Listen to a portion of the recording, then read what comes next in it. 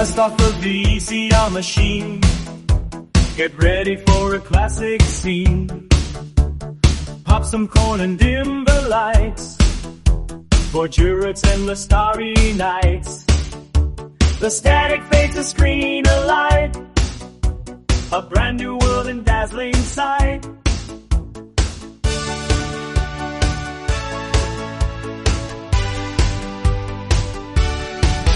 Gerard's video story time. Every moment so sublime. 80s beats and neon green. Living out a happy dream. Rewind, play and hit the pause. Breaking all the boring laws.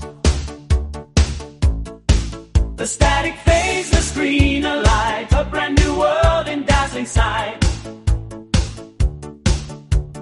Gerard's video story time. Every moment so sublime. 80s beats and neon gleam. Living out a happy dream.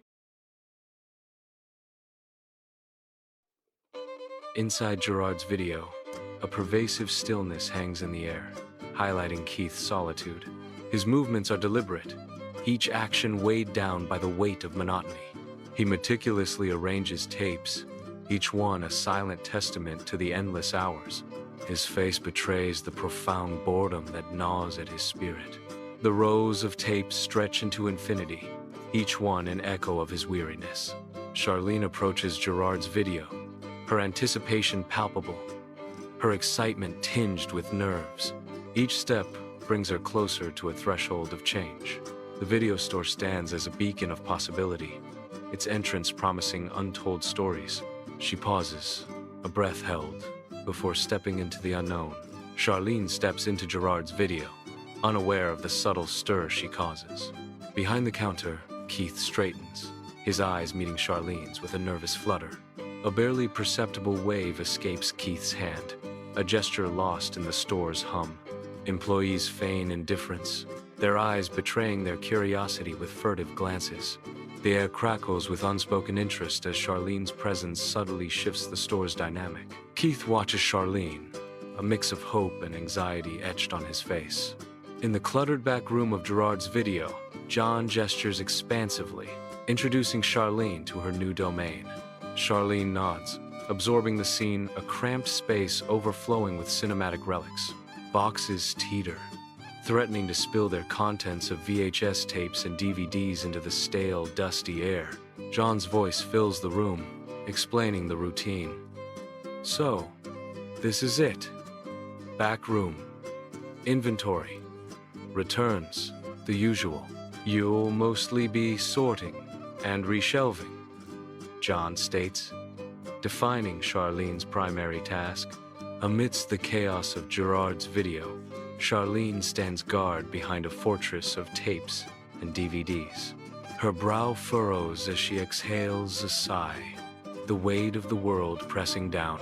Keith leans in, words of wisdom on his lips, yet they seem to fall on deaf ears. Charlene's face remains unchanged, a mask of silent frustration as Keith continues to speak. The day begins with an unexpected twist as a customer strides into Gerard's video, his presence immediately electrifying the mundane. A shared glance passes between Keith and Doris, a silent acknowledgement of the delightful absurdity unfolding before them. Doris's amusement twinkles in her eyes, her lips curving into a smile as she observes the scene with playful curiosity. In the heart of Gerard's video, the ordinary is momentarily forgotten as the unexpected guest infuses the air with a spark of joyous disbelief. The customer confidently strides toward the counter, his presence filling the room.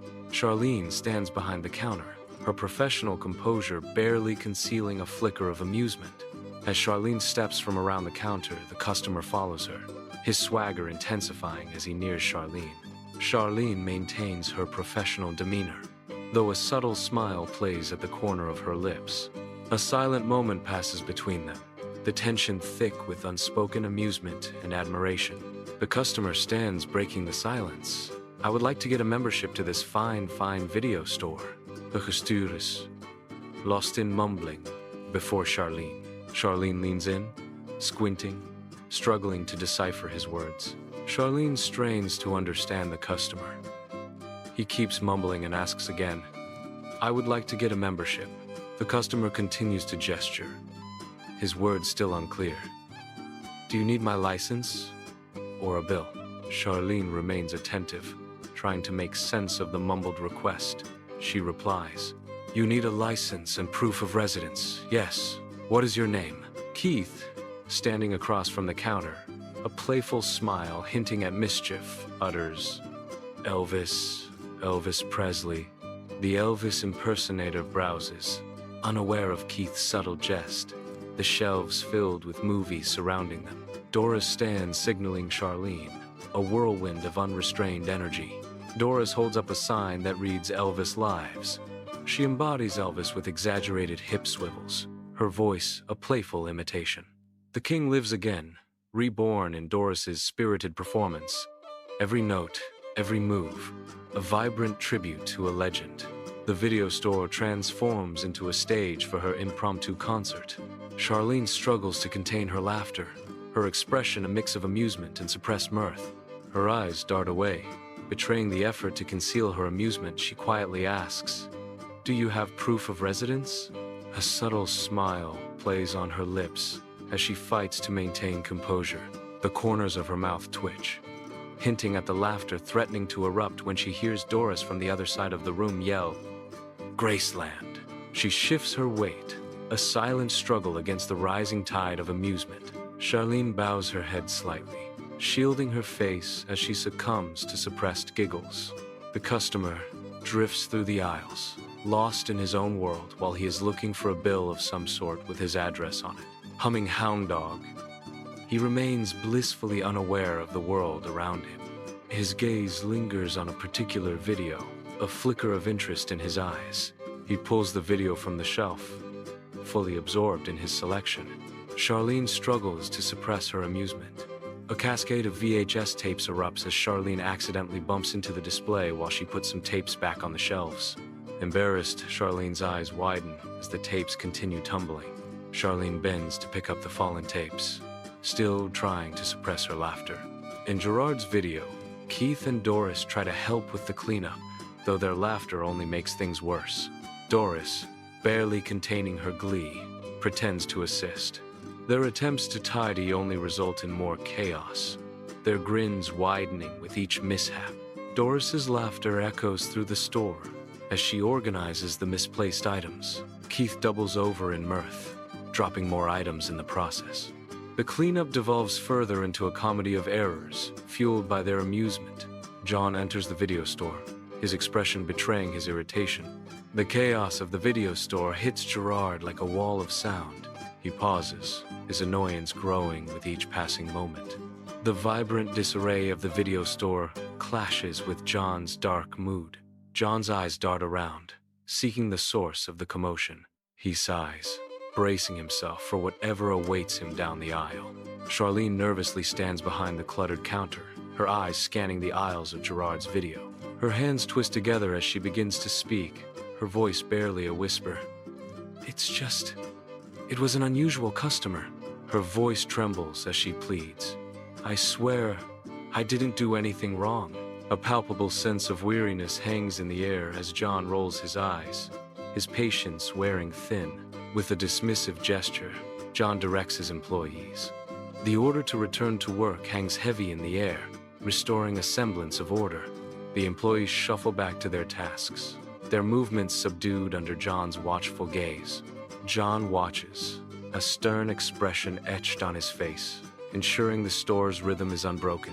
A smile appears on his face, as he knows his wife is just trying to have fun with Keith and his mother. The customer, adorned in a t-shirt and flip-flops, confidently strides away from the counter. Charlene, flushed with embarrassment, nervously adjusts the cash register. The customer continues his confident saunter, a faint echo of rock and roll following in his wake. The video store explodes with color. Keith stands in the center amidst movie posters and overflowing shelves, a beacon of calm. Charlene appears lost, overwhelmed by the cinematic jungle. Keith gestures, his movement a silent promise of support in the chaotic scene. His voice, a soothing balm, cuts through the visual noise. You're doing fine, Charlene. Really. Charlene, though still anxious, finds a glimmer of hope in Keith's unwavering support.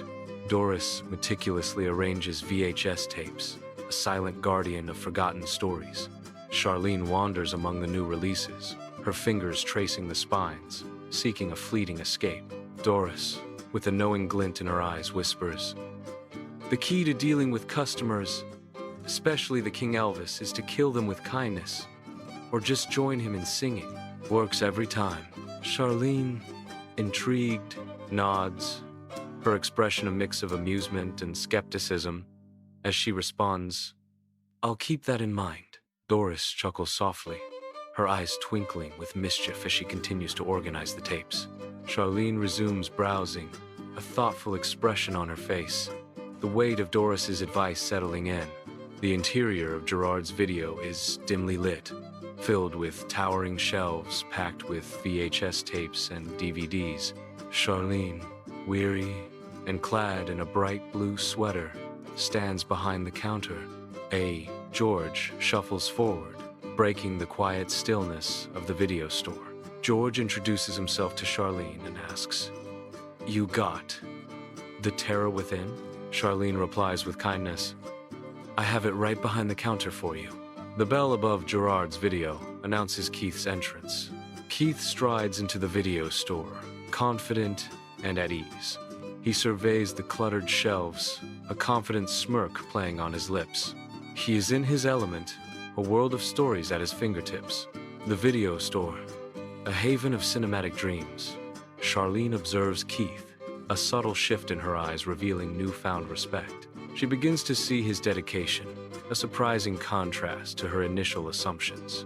Keith moves with purpose, displaying unexpected expertise in his work. Charlene's gaze softens, acknowledging Keith's competence. The realization dawns. Keith is not just an employee. He excels at his job. A new perspective takes hold as Charlene witnesses Keith's genuine skill. Bathed in fluorescent light, Charlene and Keith emerge from Gerard's video. VHS tapes lining the shelves behind them. Keith softly says, "You did a great job, Mom." The setting sun casts elongated shadows as they step into the fading daylight. Charlene breaks the silence with a wry observation. "Well, that was something." Keith looks on, his expression a mix of amusement and agreement as they leave the store behind. Keith, laughing, says, "You want to go home and watch Elvis films?" Keith emerges from the shadows of Gerard's video. He sighs. Just another day at Gerard's. The neon light flickers, casting long shadows that dance around Keith.